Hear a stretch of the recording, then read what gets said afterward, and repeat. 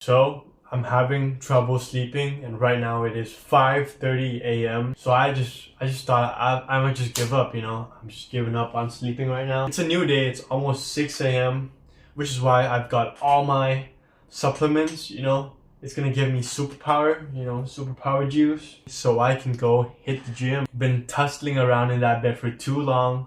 My brain's rushing so many dope ideas that I want to put into the world. I'm gonna show you my supplement stack. First off, we got 200 milligrams of caffeine, so that's like, you know, 1 tablespoon of coffee. You know, I'm only gonna put a little bit of hot water. That's because I'm gonna make this super dope latte with some protein shake. About 30 grams of protein in that.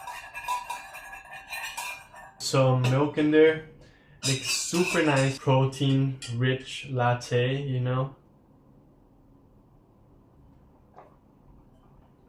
Yummy. Then we're gonna go into the real supplements, which is creatine. I'm using this tiny cup because everybody knows that creatine just tastes like sand water. Some people dry scoop it. Not me though, I'm not really built for that. Let's give this a little stir. I wash my hands, don't worry about it. And it's also my hands, so you know, gotta be.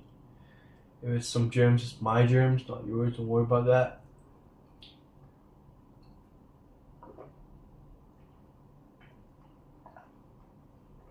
So that's Jesus Christ, man. Never get used to it. Multivitamin. Is it pseudoscience, y'all? I do not know. I have this lying around, so I'm gonna snack it real quick. These 2 bananas and the coffee, but the coffee, you know, just casually drinking it. I'm feeling energetic already, y'all. Just gonna go for these bananas right here.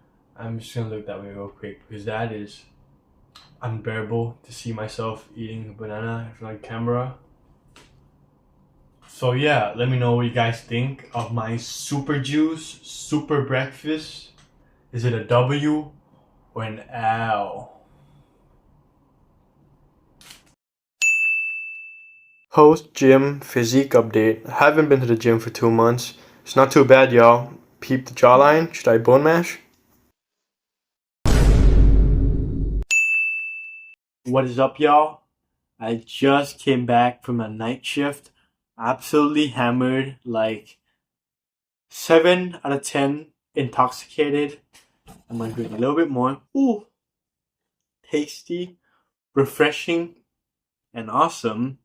But at the same time, I'm gonna be studying. Yep, we're gonna be studying some econometrics over here. So we get all the knowledge whilst maximizing my dopamine. So I enjoy all this.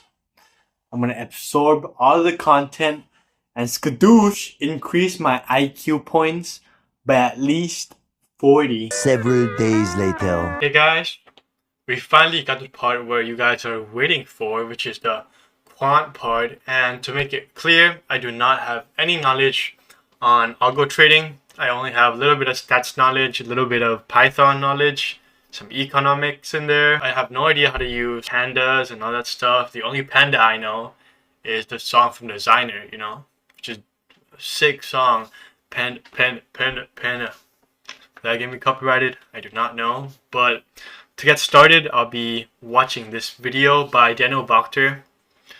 Quant Finance with Python and Pandas, 50 concepts I need to know, and it's only in 9 minutes.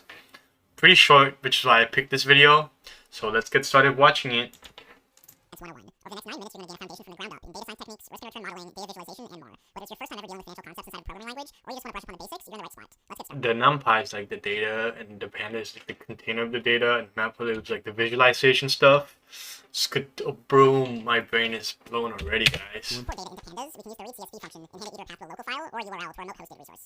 In this video, we're going to use a Python library called yfinance to fetch our data. I'm gonna be pretty honest, y'all. I did not catch any of that. So, you know, to save you guys some time, I might watch these videos by myself, and then when I start to understand, I can, start coding. You guys can see that instead, because otherwise we have to be here for like, 10 days, which is, you guys have stuff to do. You guys have got like girlfriends, boyfriends, and like Fortnite to do. So yeah, I'll see you guys later. So after watching like half of the video, I realized first of all, I gotta put my glasses on so that I can actually lock in. The second thing is that this video might be a bit too advanced for me. I'm not saying that this video is not good. From what I watched, the first half, it is super useful if you're trying to like brush up on the knowledge, or even if you have like some basic understanding of Python, you can use it to learn and like most importantly like brush up on the basics. But I am too dumb for that. Let's be very blunt. I don't even know what a data frame is, and also like I had to go search up like SPY, which shows how cooked I am. So that video is probably not for me. I found like another video by Quant program, and basically like the video claims that it can bring me from 0 to hero, which is probably going to be more applicable to me because I have zero knowledge, as you guys know. But we're gonna go through as much as possible as I can today, and then I'll give you a run through of what I learned. Let's go. 2 days later. So it's been 2 days since we've started this video, and we're still only at the 1 hour mark, but that's okay because building good habits takes time. Is that cope? Is that cope? Let me know in the comments. Is that cope? But yeah, I'll show you guys what I built up. So let me review what I learned so far. Basically, the video started with some basic Python, printing all the basic stuff. Imported some libraries like Y-Finance, Pandas, and NumPys that I used like once or twice, or they taught me in class. But as you guys know, I've never went. Downloaded some data, super dope stuff. S&P 500, Coca-Cola, Apple. I'm just learning basic syntax, how to read and like load data. But this super dope graph. Skadoosh, money go up, but that's not good enough because we have to normalize that. So we normalize that so it all starts at 1. And skadoosh, stock go up. Super scientific nerd stuff, the expected mean, standard deviation, so that you know how risky your portfolio is. And this is me plotting Apple. I don't remember what that is. IBM, that's like the techie data company, Coca-Cola, Microsoft, and S&P 500. We plot the mean and the standard deviation, so we can see IBM is probably like, according to this, is not a good stock to invest in compared to these, because highest risk, but also the lowest annual mean. But hey, if you got the insider information, or if you like know some stuff within the company, go for it, I never traded before, so don't even ask me that. We also calculate the correlation and covariance, so that's how, the data is moving together and how strong the relationship is. And we also made this super dope fire heat map. So basically this heat map shows that if I want to build a port that won't just crack, I need to invest in 2 stocks that are not heavily correlated. So in this case, it would be Apple and Coca-Cola, because from 2 separate industries. So yeah, that's what I learned so far. But now it's time for the challenge, y'all. Download 20 random stocks, calculate the risk and reward potential of each, compare it to the covariance and correlation, and find the best 5, it sounds like I'm British, right, to invest in long term. So let's get started. I honestly forgot everything, but hey, that's fine. So for the first task is to download 20 random stocks. So I had to do what every smart investor does, which is to learn about every stock they pick before they invest. The first one being Palantir. I want this to be like fun for you guys, so I wanted to pick something pretty controversial, and I'm pretty interested myself. So yeah, I want to see why it's controversial in the first place. AI for war. Company builds software for militaries. Faced massive protests and targeting Israel-Gaza conflict. And ICE, not dope whatsoever. I'm not a political commentator. I'm pretty clueless in politics, so I'm not even gonna input anything about that. We're gonna pick this stock, and even the 20 stocks I'm gonna be picking are all controversial. Disney,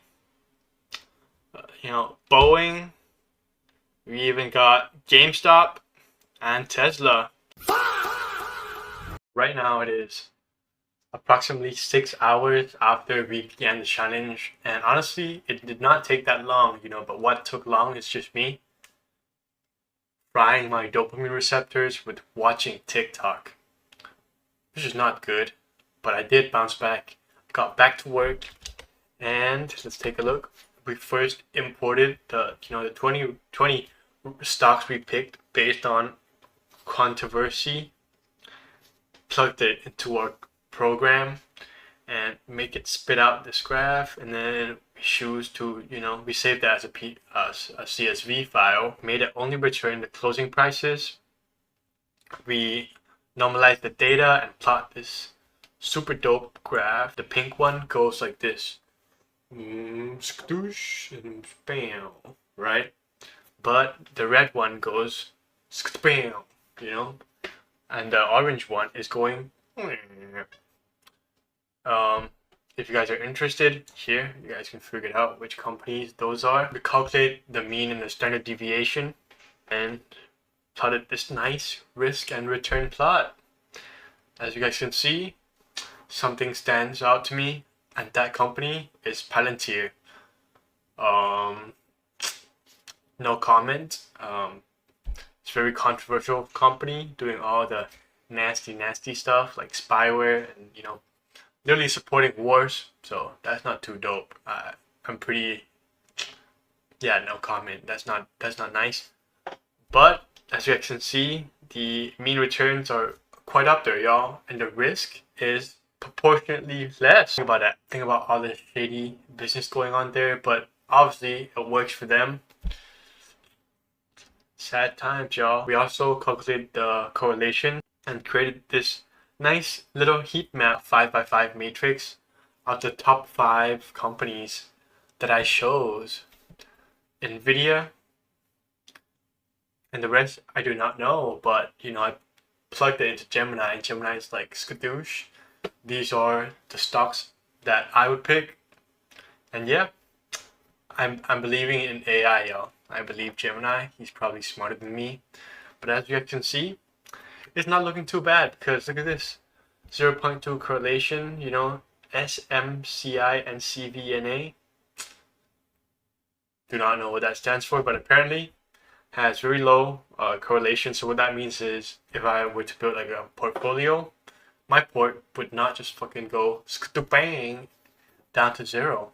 Like at least it's because together, because it's not correlated, so that's like a nice safety net for our investment. Realistically, this takes like an hour, and the rest was just me figuring out like why my code is wrong.